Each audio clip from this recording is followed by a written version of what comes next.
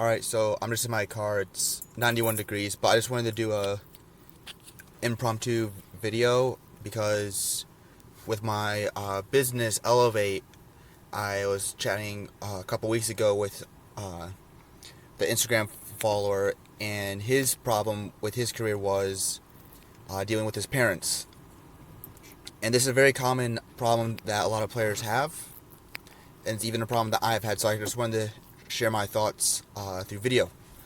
So I was able to chat with him, give him some pointers, and so I just want to share them here. So when you're dealing with parents, and like I said, I've dealt with it, so I've had to deal with a mom, a dad, and a stepdad.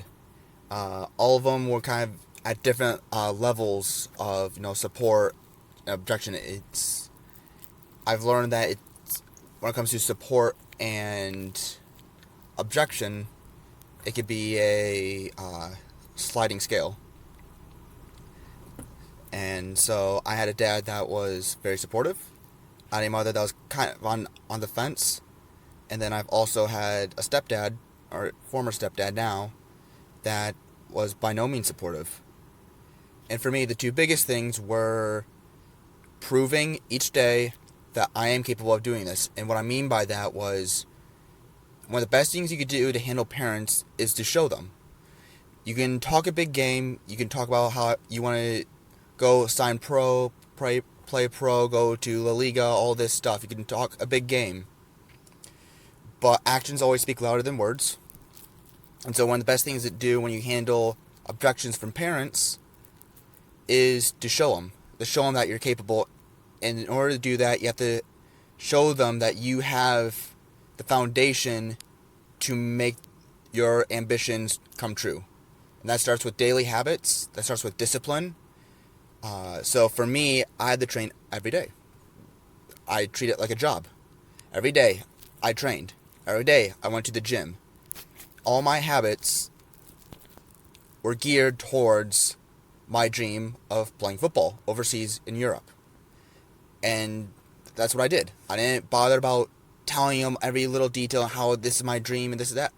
I just focused on myself and focused on my career and doing the habits that were going to get me to that finish line.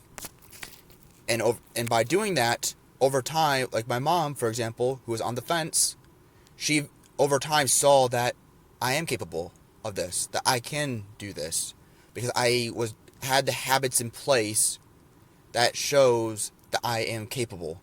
Right? If you don't have the right habits in place, then you're never going to get there. And that's the honest truth.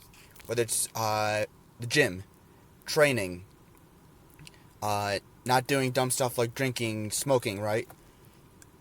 Diet, right? It's these little things that, when you add them together over time, compound and are going to increase development when you're young.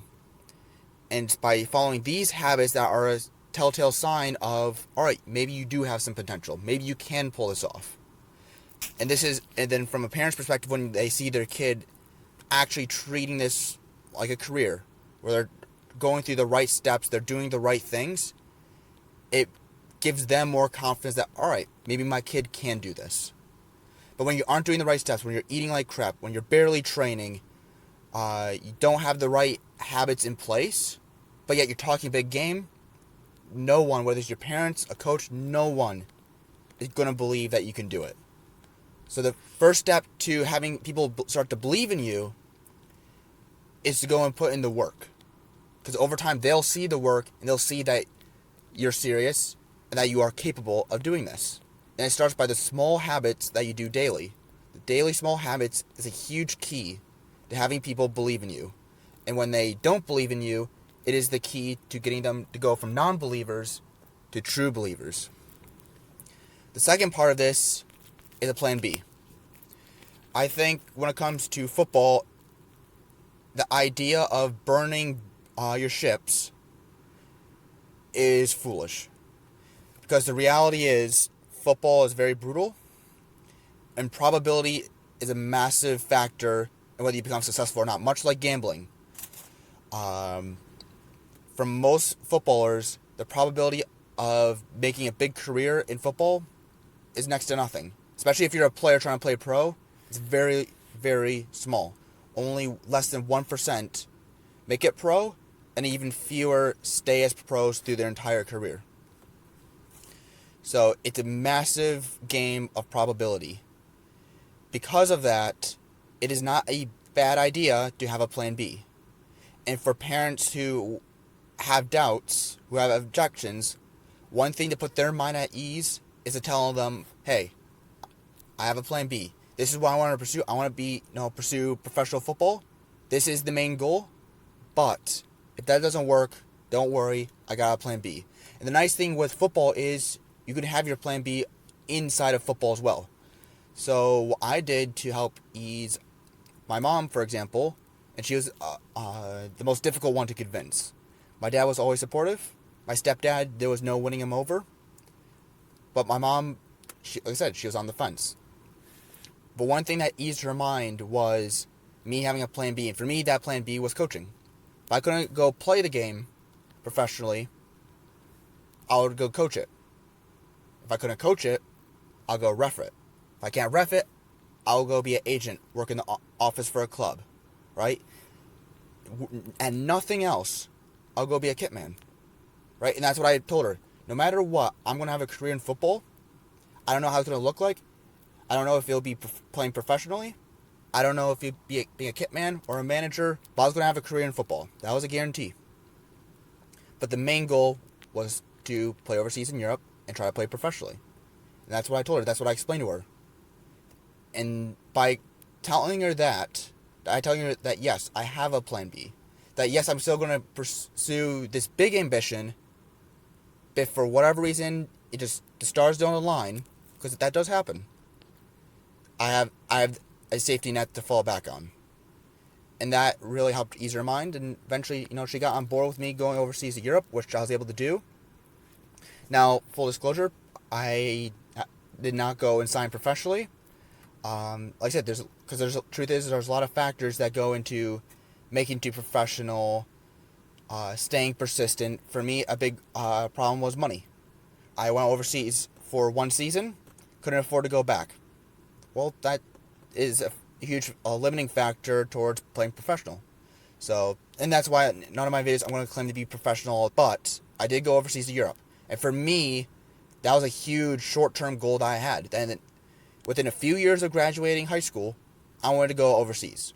And I did that far quicker than I ever imagined. And even the idea of going overseas scared my mom. Like, she just did not like it. It took a long time to convince her. But by having the right habits in place, and by explaining to her that I do in fact have a safety net to fall back on, worst case scenario, those two things combined gave her the confidence to believe that I can pull this off. And I did pull it off. And those two things right there, I think, are the two best tips I can give anyone who deals with parents that object or don't believe in your ambitions. Like I said, parents are very tough, and I'm never going to tell you to ignore your parents or to, tell them to fuck off. I think it's very important to honor and respect your parents, but if worst case scenario, if they just aren't on board, they don't believe in you, then don't disrespect your parents, but focus on yourself. Focus on your game and improving your football by following daily habits, right? Training every day, eating right, avoiding vices. Be a part of a good friend group that is supportive, that will uplift you, right? Not friends that are going to drag you down, but friends that are going to lift you up.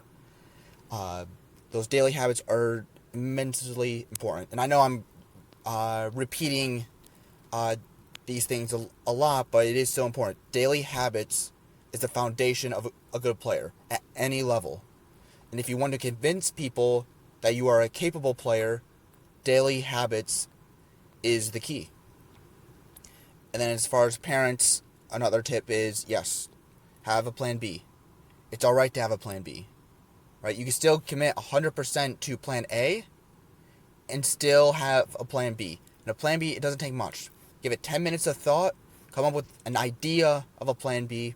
That's enough to convince parents in many cases. and you can still focus 100% and 100% dedicate yourself to plan A. You don't have to give much energy to plan B. Just have the idea there. Once the idea is there, you don't have to worry about it. Again, go 100% on plan A. And like I said, sometimes you just can't convince them. It happens. But mom was on the fence, and yeah, the best thing I could have done was just to show her. Through my actions, show her that I am capable. So I can tell her everything, like, I'm going to do this and this and this, and this is my dream, and blah, blah, blah, blah, blah.